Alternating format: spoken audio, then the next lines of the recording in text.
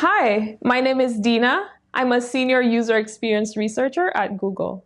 As a user experience researcher, I really channel the voice of people, their motivations, their desires, their needs.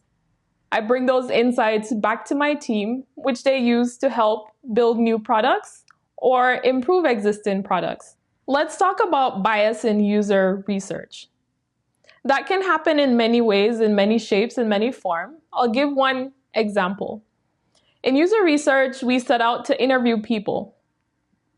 What we may not realize is for every person we interview, we're probably excluding someone. And so as a researcher, it's really important to know why we choose to interview certain people over others and who we are excluding, and whether or not those we're excluding need to actually be interviewed. One of the products I work on is Google Food Ordering, where we help consumers be able to order food from businesses around them. But along the way, we realized we hadn't really spoken to the merchants since we weren't really directly integrating with them. We didn't speak to them and understand their needs. So we set out to actually do that. Once we uncovered that insight, it was a light bulb moment for us.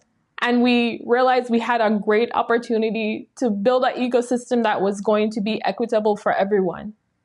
As a researcher, you uncover so many insights. We take those insights and we're constantly improving on the products that we build. So overall, that solution enabled us to realize that, we need to understand the bigger picture, the whole ecosystem. We need to include all voices when we're designing so that we build a solution that is equitable and fair for all the people who will be impacted as a result.